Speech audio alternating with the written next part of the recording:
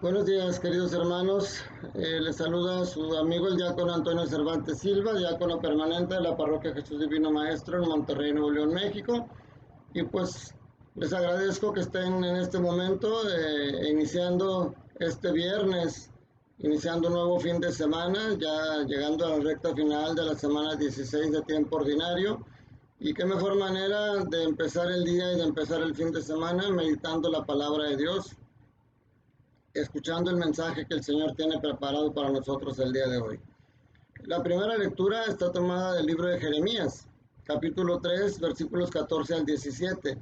Y fíjense cómo ayer Jeremías nos presentaba un reclamo de Dios hacia su pueblo, que decía: me han abandonado a mí, que soy manantial de agua viva, para ir por otros donde no se les da agua. Hoy el Señor empieza con una palabra esperanzadora.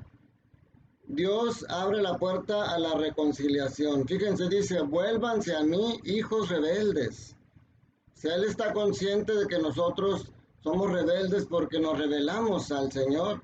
Pero dice: vuélvanse a mí, hijos rebeldes, porque yo soy su dueño, dice el Señor. Y luego, ¿qué es lo que hará si nosotros nos volvemos a Él? Nos dice: los tomaré conmigo y les daré pastores según mi corazón. Fíjense, esto es muy hermoso. Les daré pastores según mi corazón, que los apacienten con sabiduría y paciencia. El Señor quiere darnos pastores. El Señor quiere que nosotros seamos conducidos como ovejas en su rebaño. Pero nosotros necesitamos orar, hoy más que nunca, que las vocaciones sacerdotales, religiosas, diaconales, pero sobre todo sacerdotales, están cada vez más escasas. Tenemos que rogar al dueño de la mies que nos mande esos pastores según su corazón, para que entonces se pueda hacer lo que dice: ya no seguirán la maldad de su corazón obstinado. Es lo que dice al final de esta primera lectura. Pero este no es un decreto, no es un decreto que el Señor, al decir ya no, dice: ya no seguirán la maldad de su corazón obstinado, no es un decreto que diciendo eso en automático va a suceder. Nosotros tenemos que hacer que eso sea una realidad, que la palabra de Dios realmente obre en nuestro corazón. Pero necesitamos pastores que nos las enseñen, que nos las expliquen. Porque fíjense, el Evangelio de Mateo, capítulo 13, versículos 18 al 23, es una parte del Evangelio del pasaje que leímos hace 2 domingos. En el domingo 15 de tiempo ordinario leíamos la parábola del sembrador toda completa. Hoy solamente viene la explicación. Ya la hemos meditado, la explicación. Pero yo quisiera meditarla un poquito diferente. Miren, aquí tengo un sobrecito con semillas de jitomate. ¿Qué se necesita para que esta semilla que está aquí pueda dar fruto, mis hermanos? Lo primero, tengo que sacarla de aquí. Tengo que llevarla a un lugar donde la pueda yo sembrar. Tengo que preparar la tierra. Tengo que preparar la tierra y ponerla ahí, ponerle nutrientes, ponerle agua y dejar que el Señor trabaje en la tierra, que el Señor trabaje en la semilla, que la haga germinar hasta que dé fruto. Pero esa semilla que yo planté, y aun cuando ya empiece a salir el arbolito antes de dar fruto, necesita cuidados y necesita que yo la esté cuidando y le esté dando los nutrientes que necesita. Esto, mis hermanos, es otra semilla. Esta es la semilla que el Señor nos narra hoy y nos explica en el Evangelio. ¿Qué se necesita para que esta semilla dé fruto? En primer lugar, sacarla del lugar donde la tienes guardado. Todas las personas tenemos una Biblia en casa. Es el libro más vendido, pero es el libro menos leído.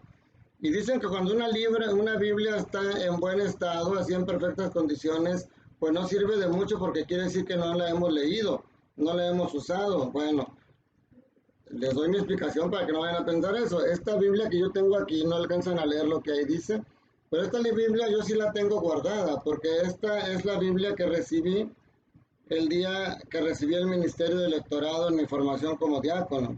Dice: recibe el libro de la Sagrada Escritura y transmite fielmente la palabra de Dios para que sea cada día más viva y eficaz en el corazón del pueblo de Dios. 13 de agosto de 2014. Es cuando yo recibí el ministerio del lectorado.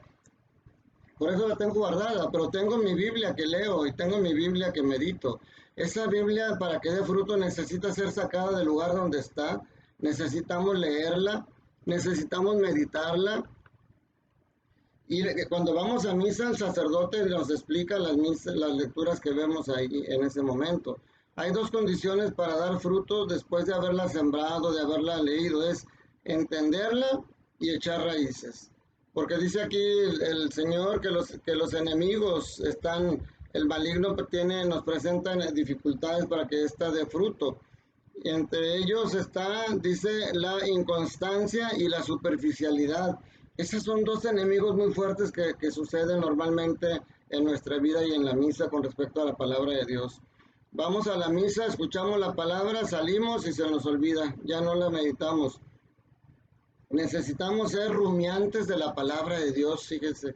Hace mucho tiempo escuché esto de un sacerdote y nos explicaba cómo los animales rumiantes, ¿saben ustedes lo que significa rumiar? ¿Han visto ustedes a un camello comer? A una jirafa, cómo comen el alimento, lo empiezan a masticar y luego ellos tienen compartimientos en el esófago rumbo al estómago. Ese alimento se va a un lugar donde se empieza a digerir, pero después regresa a la boca y le da una segunda masticada. Por eso siempre los ven cuando están comiendo, no sueltan el alimento al estómago, al lugar definitivo, hasta que ya va bien digerida. Eso es lo que nosotros debemos de hacer con la palabra de Dios, mis hermanos. Cuando vayas a misa o cuando escuches la misa por internet, que escuches las lecturas cuando los lectores la leen, que escuches la homilía cuando el sacerdote o el diácono o el predicador la está enseñando, piensa, ¿qué te dejó? Hay un sacerdote aquí en Monterrey, el padre Ernesto Caro, que él recomienda que lleves tu Biblia a la misa y que tengas preparadas las pasajes que se va a leer y que subrayes lo que te llama la atención de la explicación que da el sacerdote. Yo también sugiero a veces que lleven una libreta, aunque la misa no es una clase, pero es importante porque lo que nos dicen a veces decimos, qué bonito habló el padrecito y luego ya se nos olvida. Entonces, es bueno a veces llevar una libreta para estar escuchando y anotar el mensaje que se nos va quedando para después en la casa empezarlo a rumiar. Yo les digo a veces, cuando dábamos hojitas, llévense las hojitas. Y si no hay hojitas, busquen en internet la lectura del día y después de que ya la escucharon en misa y escucharon la explicación, vuélvanla a leer, medítenla. Porque mientras eso que ustedes escucharon, mientras eso que ustedes leyeron de la palabra de Dios no dé fruto, o sea, no se vea reflejado en sus obras, entonces va a ser como la semilla que cae en la tierra, que cae en el camino, que cae entre piedras.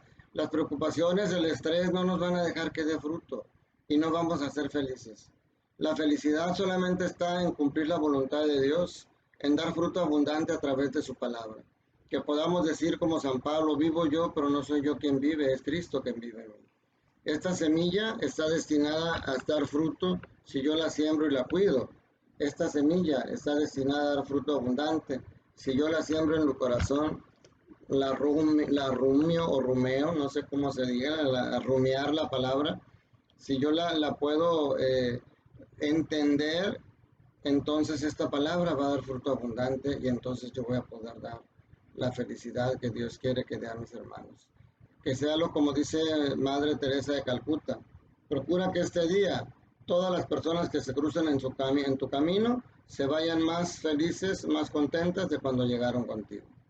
Que la bendición de Dios Todopoderoso, Padre, Hijo y Espíritu Santo, descienda sobre ustedes y sus familias y permanezca para siempre. Que la alegría y el amor de Dios sean nuestra fuerza. Que tengas un día lleno del amor de Dios. Cuídate mucho. Síguete cuidando con tu cubrebocas, saliendo solamente si es necesario. Y juntos, con la ayuda de Dios, vamos a salir adelante de esta pandemia. Te mando un abrazo desde Monterrey, Nuevo León, con mucho cariño. Que estés bien.